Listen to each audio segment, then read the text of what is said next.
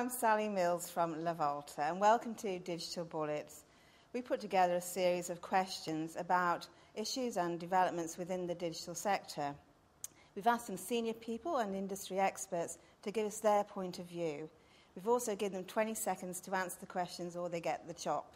Hope you enjoy. Social media like YouTube, Facebook, Twitter, MySpace seem to have tremendous visitor numbers and some extraordinary valuations, but most are struggling to make money. What is the future of social media and how will it be monetised effectively if it is to grow? It doesn't feel particularly inventive to create a product that lots of people want and then give it away. So, if we released a brand new soft drink and gave it to everyone, you wouldn't say it's a fantastic marketing opportunity or very inventive. So I don't get excited about the future of social media. And if it was inherently valuable, it would have a value. They could charge. Facebook should be able to charge. MySpace should be able to charge for that. The fact that they can't makes me question how valuable social media is. Media is highly fragmented into passion areas.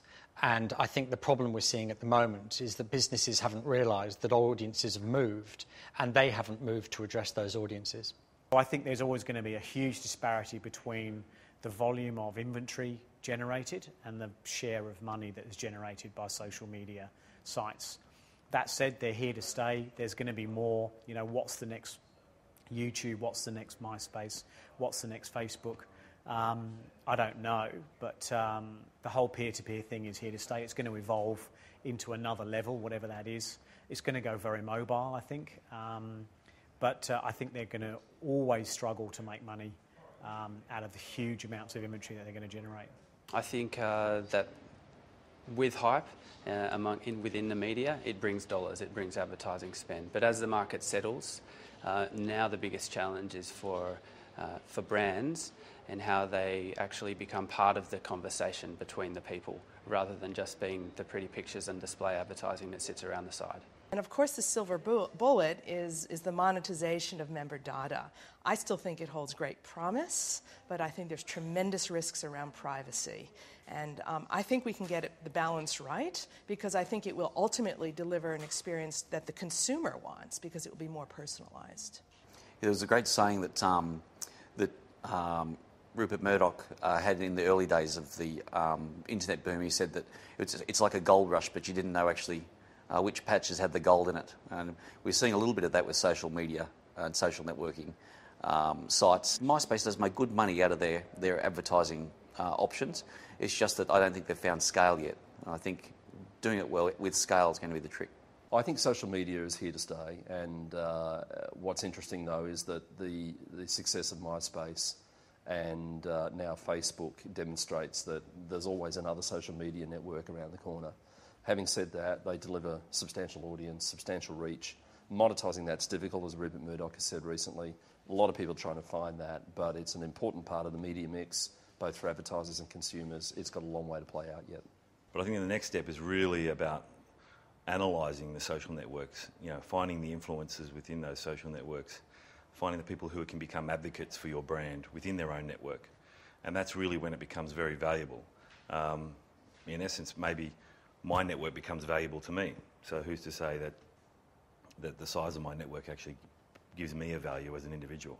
I think more and more social media sites will move along the lines of, there's an Australian company called Email Cash and the Great Australian Survey where you'll effectively opt into surveys and effectively providing information about yourself. So I have given permission to Facebook and in essence to expose myself and what I do to advertisers, and I earn a fee for that, effectively get a percentage of what the advertisers pay. And I think those kind of models will make more sense for consumers who are on the site because I'm actually giving explicit permission, and at the same time from an advertiser's perspective they've actually got someone who is very keen on that product or very keen to provide that information. It's not a fad, it's a key trend in the way people interact online. Whether or not people can figure out how to monetise it is kind of their problem. It's only our problem as long as we're worried if it continues to exist. So I think we've seen it last long enough to say, yes, it will be sustainable. I worry a bit for the owners of the social media properties that they'll be monetised sort of despite them rather than because of them. So I think consumers are going to figure out ways to connect to each other and make money out of that using that platform. And it's almost more like eBay and less like traditional publishing. And so they will get monetised. I think as the owner of them, if that's all you do, it's going to be tough to make a whole lot of money from monetising them yourself. I do think we're going to start to see different ways of bringing in monetisation online, and it won't be through just subscription. It will be through the idea that we're going to have to encourage consumers to want to embrace advertising, and it may be that embracing of advertising becomes a requirement. I can quite easily see a social network in the next 6 to 9 months that requires you to put ads on your site but lets you select the ads which appear to you. Now, the brand value associated with consumers selecting the ads that they see, that's extraordinary. That's much more than pushing an ad down somebody's throat. And it does require experimentation because we simply just don't know how consumers are going to respond in those sorts of environments yet.